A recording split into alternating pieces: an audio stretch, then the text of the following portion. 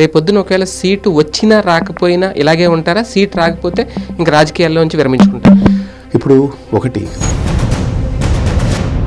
Bharatiya Janata party Hindupuram నుంచి మీకు seat ఇస్తుంది అని అనుకుంటున్నారా? ఇస్తే గెలుస్తారు అనే నమ్మకం ఉందా? తాడోపేడో తేల్చుకోవాలి. మీరు గెలుస్తారు అనే ధీమా వెనక మీరు ఎంచుకున్న హిందూపురమా, మీరు ధరించిన కాషాయమా, మీరు ఇప్పుడు టికెట్ అడిగిన కాషాయ పార్టీయా? ఒక ధర్మం పట్ల వాళ్ళకున్నటువంటి అభిమానం. ఒక హిందుత్వవాదిగానే చూసి ముందుకొస్తే ఎంత ఓటు శాతం మీకు వస్తుంది? ఎన్ని ఓట్లు దూరం అవుతాయి? మిగిలిన కులాలు నాకు అవసరం లేదనే సంకేతం మిమ్మల్ని చూడగానే కనిపించదా? నేను ఎప్పటికీ హిందుత్వాన్నే పట్టుకుంటా. అలాగని నేను హిందూపురం అంటే కొంచెం ప్రాతినిధ్యం ఉన్నది, అందరికీ తెలిసింది. అటువంటి చోట్ల మామూలుగా లోక్సభ స్థానం అంటేనే 100 కోట్లు ఖర్చు పెట్టాలి ఇలా అంటారు. ఆర్థికంగా చూసుకున్నా మీరు అంత ఎఫెక్ట్ చేసి రాజకీయాల్లోకి రావాలనుకుంటున్నారు? నా అఫిడవిట్ మీరు చూస్తే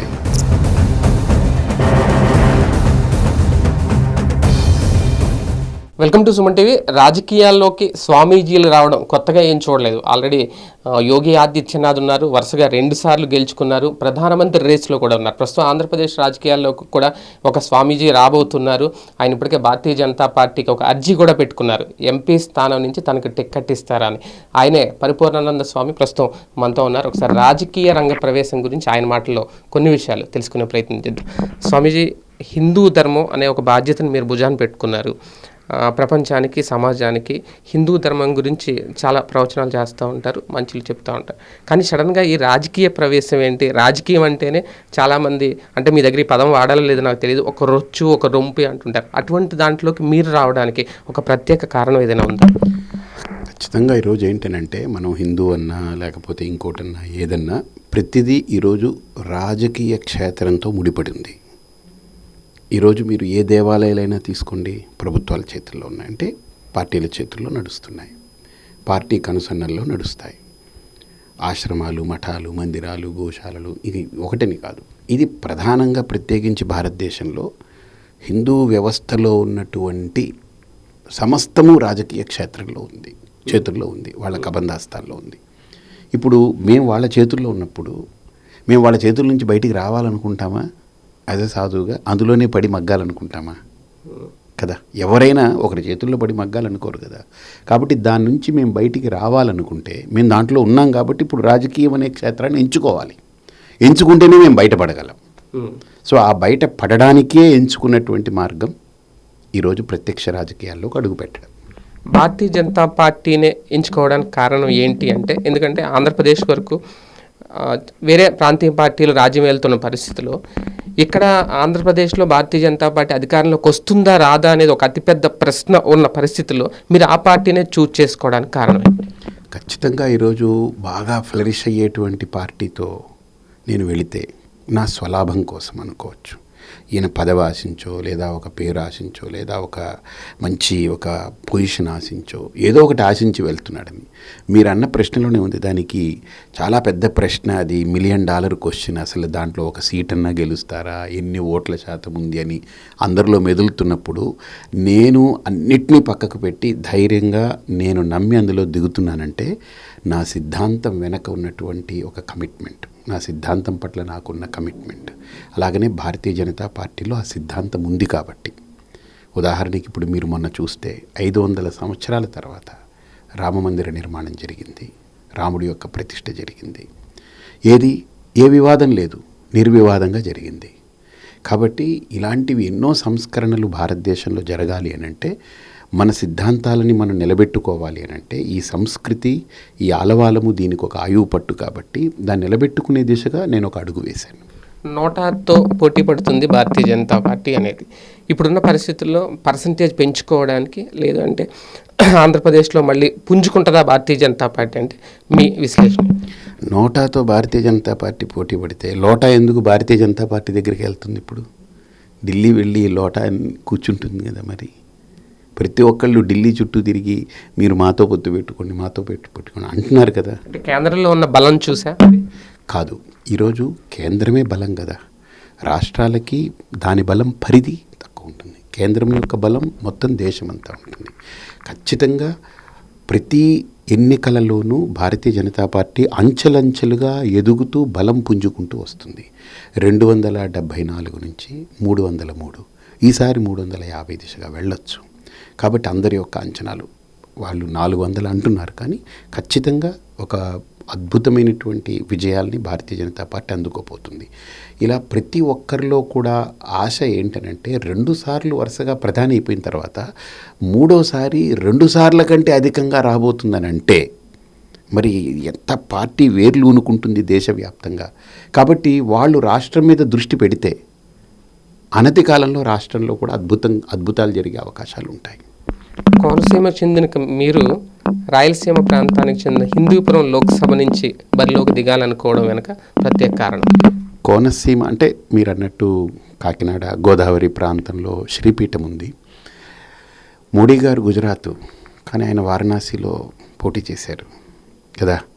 సుష్మా స్వరాజ్ గారు ఉండేవారు, వారెక్కడ గుజరాత్, కానీ ఆవిడ బళ్ళారిలో పోటీ చేశారు.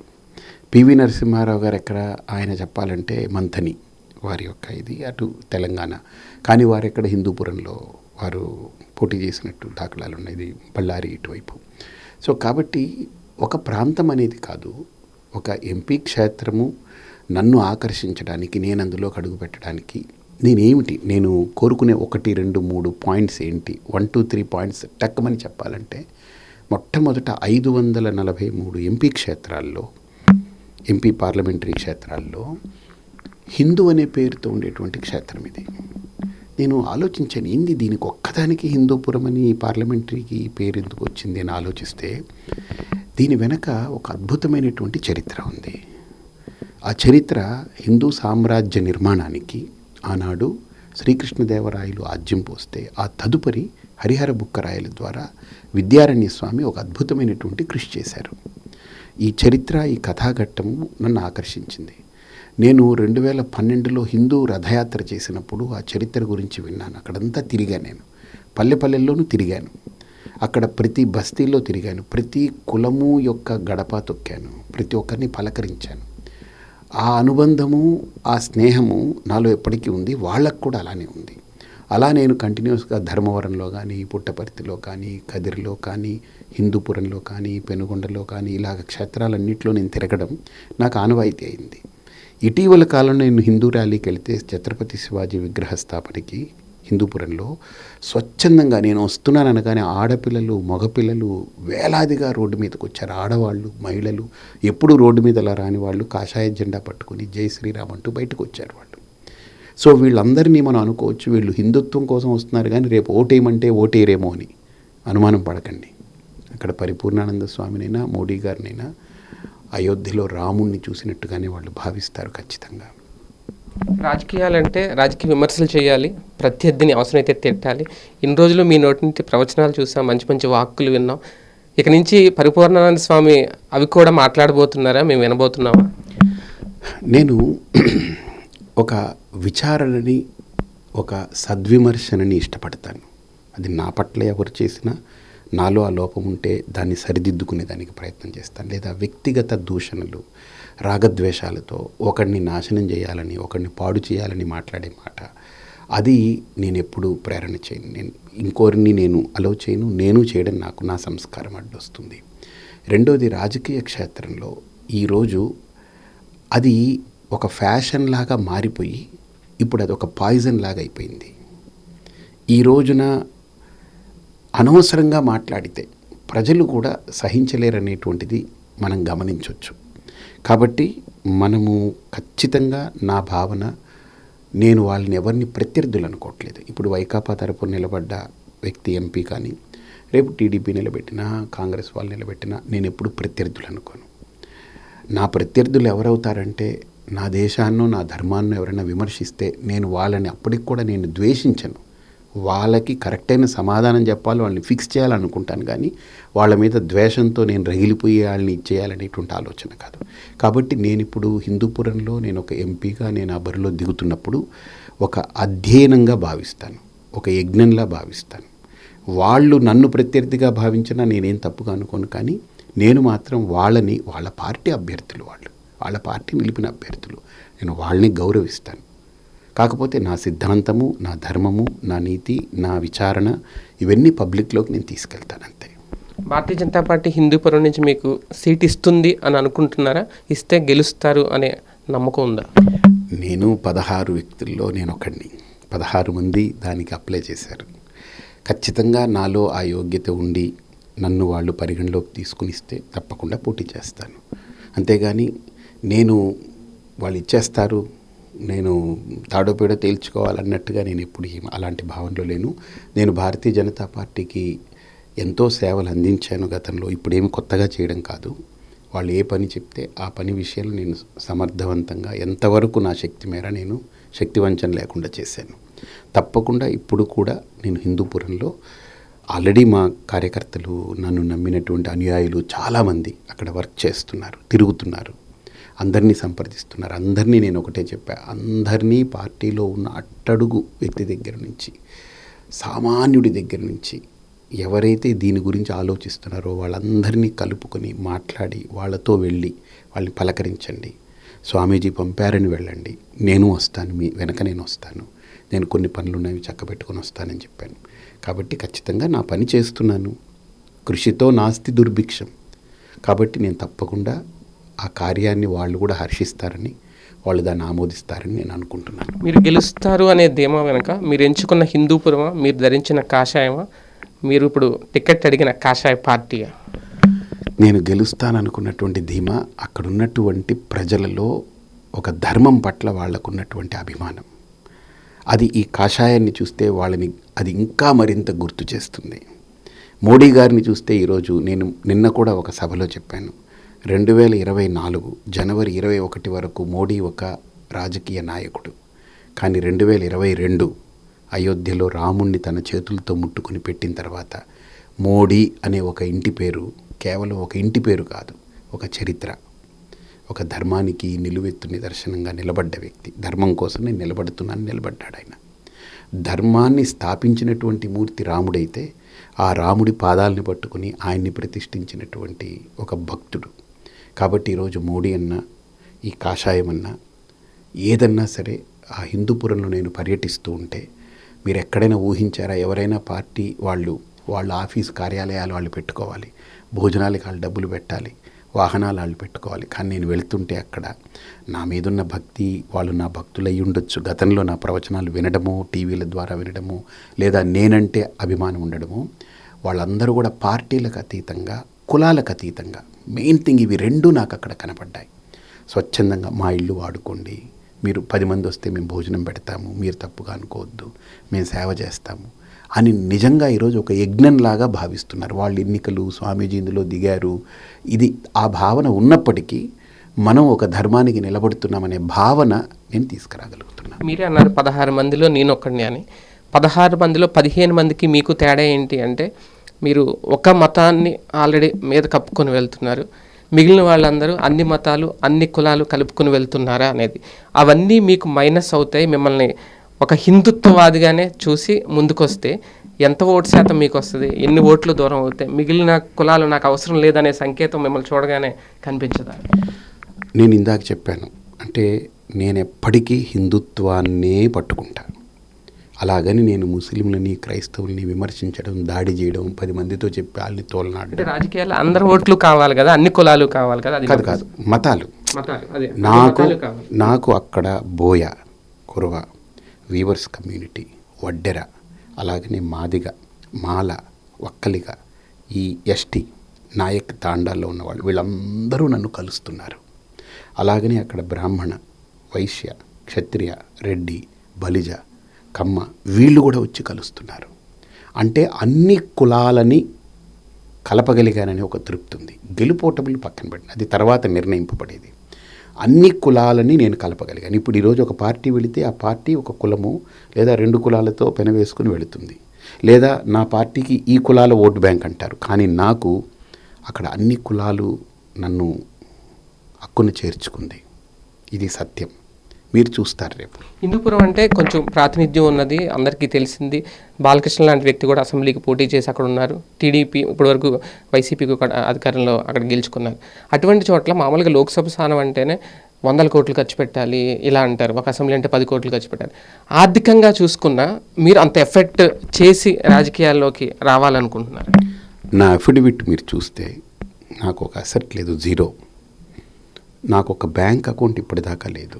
నాకు ఎవరైనా డబ్బు ఇస్తే చేతికి, నాకు అది ట్రావెలింగ్కి అవసరమైతే వాడతాను, లేదంటే అమ్మవారికి ఇచ్చేస్తాను. అమ్మవారికి ఎందుకు ఇస్తానంటే అక్కడ వచ్చిన వాళ్ళకి భోజనం పెట్టమని, ప్రసాదం పెట్టమని, నైవేద్యం పెట్టమని ఇచ్చేస్తాను. ఇది నా సంస్కారం. నేను ఎప్పుడూ అలా తీసుకోలేదు. కాబట్టి నాకు నా నిజాయితీ, నా విశ్వసనీయత రేపు నేను అఫిడవిట్లో దాఖలు చేసేది సత్యంగా, యథార్థంగా. ఎందుకంటే మా అమ్మ నాన్న వాళ్ళు ఎవరు ఆస్తిపరులు కారు. వాళ్ళు చాలా కాయా కష్టంతో వాళ్ళు కేరళలో ఉండి బాగా బతికి ఒకప్పుడు, తర్వాత అన్ని కాలాంతరంలో కొంత పోయి, తర్వాత వచ్చి ఒక చిన్న హోటల్ పెట్టుకుని అలా బ్రతికారు. వాళ్ళేమి ఎవరి మీద ఆధారపడలేదు. వాళ్ళ కష్టార్జితం నమ్ముకున్నారు, వాళ్ళు బ్రతికారు. వాళ్ళకి నేను ఒక్కడిని కొడుకుని. మా నాన్నగారు పోయారు 96 ఏళ్ళు, మా అమ్మ 80 ఏళ్ళు. ఆవిడికి ఏ ఆశలు లేవు, ఏమీ లేవు. ఆవిడకి కళ్ళు లేవు, ఆవిడకి ఒంట్లో నగలు గగలు ఏమి ఉండవు. సో కాబట్టి మాకేం పెద్ద ఆస్తిపాస్తుల మీద అలాంటి ఆలోచనలు లేవు, నా దగ్గర లేదు కూడా. అంటే మీరు జీరో అఫిడవిట్ అంటున్నారు, బాగానే ఉంది. కానీ పాలిటిక్స్లో జీరో బడ్జెట్ పాలిటిక్స్ సాధ్యమేనా? జీరో బడ్జెట్ పాలిటిక్స్ ఉండదు. అంటే ప్రభుత్వాన్ని నడపాలన్నా ఏదన్నా డబ్బు కావాలి. కానీ ప్రజలు ఓట్లేయడానికి డబ్బుతో కాదనేటువంటిది నేను మనస్ఫూర్తిగా నమ్ముతున్నాను. కానీ ఆల్రెడీ కలుషితం అయిపోయింది సమాజం అంటాను నేను. డబ్బు లేకుండా ఎవరు ఓటు వేయట్లేదు అంటాను. మీరే 2 ముఖ్యమంత్రుల్ని ఓడగొట్టి ఆయన ఒక ఎమ్మెల్యేగా గెలిచి వచ్చాడు తెలంగాణలో. మీకు ఒక చిన్న విషయం చెప్తాను. భారతీయ జనతా పార్టీలో మధ్యప్రదేశ్లో మొన్న జరిగిన ఎన్నికల్లో ఒక కార్యకర్త పార్టీలో దిగాడు కొత్తగా. ఆయనకి 15 లక్షలే ఖర్చు అయింది. అది కూడా ఏంటి, జెండా పెట్టడం, ప్యాంప్లెట్లు వేసుకోవడం, తిరగడానికి, ఆయన చుట్టూతో ఉన్న వాళ్ళకి భోజనము, ఏదో సామాన్యమైన భోజనం, 4 రొట్టెలు కూర అలా పెట్టి అంతమందిని ఒక 2 నెలల పాటు నడపడానికి. యథార్థం ఇది. 15 లక్షలు ఖర్చు అయితే ఆయనకు 1 లక్ష మిగిలింది. ఈ 1 లక్ష పట్టుకెళ్ళి ఎవరికి ఇచ్చారో మళ్ళీ ఇచ్చేసి నాకు ఈ ఖర్చు లేదు అయిపోయిందని మెజారిటీతో గెలిచి వచ్చాడు. కలుషితం అయిపోయిన రోజుల్లో అసలు ఊహించగలరా? 15 లక్షలు మాత్రమే ఖర్చు పెట్టి మరో 1 లక్ష మిగిలిందని తిరిగి వాళ్ళకి ఎవరికి అప్పచెప్పేసి బంపర్ మెజారిటీతో గెలిచి వచ్చాడు. అంటే ప్రజలు మనం ఇచ్చే 500కి 2000కి వాళ్ళు ఆశపడుతున్నారనుకోవడం మన అత్యాశ, దురాశ. వాళ్ళు ఇస్తే తీసుకుంటారు, ఎంత ఇచ్చినా వాళ్ళు తీసుకుంటారు. ఎందుకంటే వీళ్ళు ఎంత తిన్నా వీళ్ళకి సరిపోవట్లేదు కాబట్టి ఎంత ఇచ్చినా వాళ్ళు తీసుకున్నానికే ప్రిపేర్ అవుతారు. కానీ నా దగ్గర ఏమీ లేదు, నేను మీకోసం వచ్చాను అని అంటే అది చిత్తశుద్ధితో, మనం ఆ లోపల ఆత్మీయమైన పలకరింపుతో కనుక ఆ గుండెతో చెప్తే ఖచ్చితంగా ఎక్కుతుంది. నాకు ఒక నమ్మకం, స్వామి పరిపూర్ణానందగా నా గుండె చప్పుని వాళ్ళకి వినిపిస్తాననేటువంటి ధైర్యం ఉంది. స్వామి, ఒక విషయం, భారతీయ జనతా పార్టీ కానీ మోడీ గారు కానీ చాలాసార్లు చెప్పారు ఉచితాలకు వ్యతిరేకం, ఉచితాలను ఎక్కువగా ప్రోత్సహించరు. కానీ ఆంధ్రప్రదేశ్లో సంక్షేమం అంటే జగన్, ఉచితం అంటే జగన్ కేర్ ఆఫ్ అన్నట్టుగా ఉంది. ఇలాంటి టైంలో బీజేపీ నిలదొక్కుకోవడం, మీలాంటి వారు వస్తే ఆ ఉచితాల గురించి, సంక్షేమాల గురించి ఏం చెప్తారు ప్రజలు? నేను ఒకటే చెప్తున్నా, జగన్ ఉచితాలు ఇస్తున్నా, లేకపోతే చంద్రబాబు గారు ఉచితాలు ఇచ్చినా, ఎవరిచ్చినా ఆ ఉచితాలని అనుభవించడానికి మనం ప్రాణాలతో ఉండాలంటే భారతీయ జనతా పార్టీ ఉండాలి. ఎందుకంటే మనం 10 ఏళ్ల క్రితం చూసాం భారతదేశంలో, అక్కడ బాంబు పేలి 300 మంది చచ్చారు, ఇక్కడ ఇదై చచ్చారు, అక్కడ మాస్ కిల్లింగ్ జరిగింది, ఇక్కడ వేరే దాడులు జరిగాయి, తీవ్రవాదులు, ఉగ్రవాదులు, అవి ఇవని. ఈరోజు భారతదేశంలో 10 ఏళ్లకి ఒక్కటంటే ఒక్క సంఘటన లేదు. ఎంత భద్రత పెరిగింది. మనిషి కోరుకునేది ఏదో ఉచితంగా ఇస్తాడని ఎప్పుడు అనుకుంటా అంటే ఆడికి ప్రాణభీతి అనేటువంటిది లేకపోతే మిగతా వాటి మీద ప్రీతి ఉంటుంది. భీతి పుడితే ప్రీతి ఉండదు ఇంకా. కాబట్టి ఆ భీతిని తొలగించగలిగేది భారతీయ జనతా పార్టీ. కోర్స్ ప్రీతి పట్ల ప్రతి మనిషికి మక్కువ, కానీ భీతి పుడితే ప్రీతిని పక్కన పెడతాడు.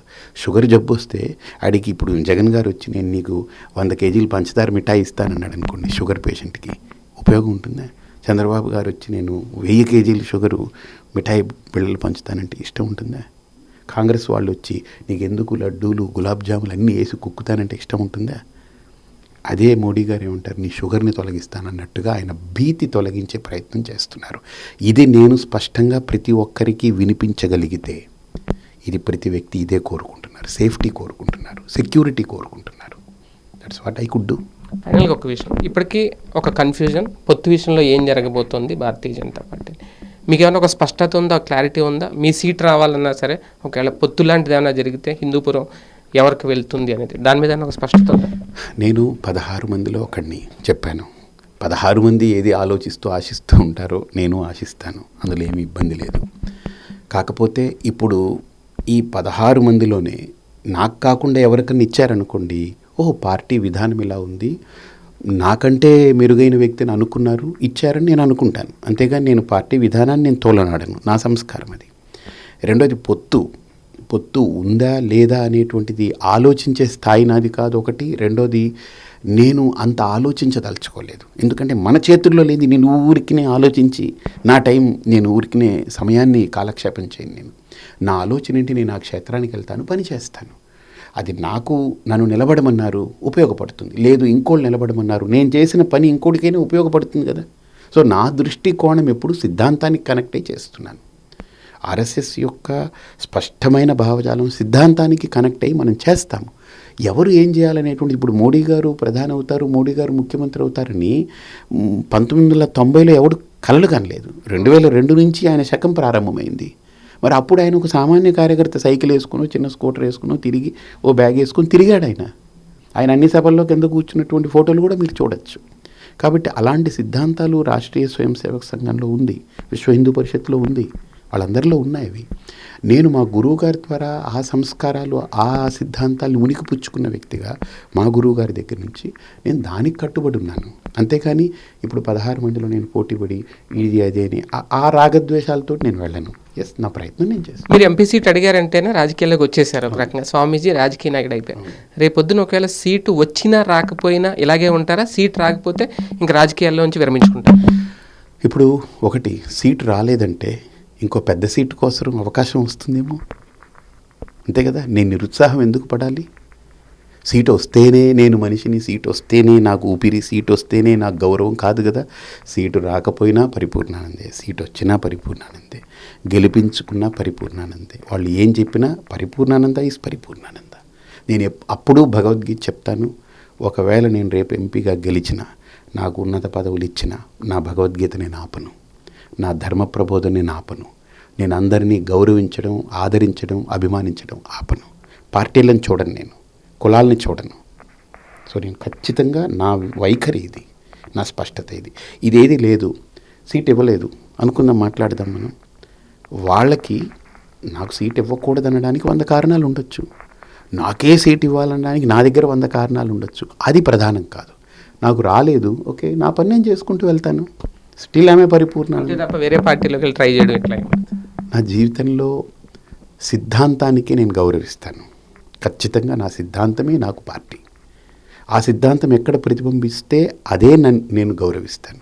అది బీజేపీలోనే ఉందని నేను విశ్వసిస్తున్నా, ఇంకెందులో లేదు. విశ్వాసం కాదు, కనపడుతుంది, కళ్ళకు కనపడుతుంది. నమ్మడం ఏంటి, నిజం కదా, సాకారమైంది కదా. కాబట్టి definitely. Thank you very much. Thank you.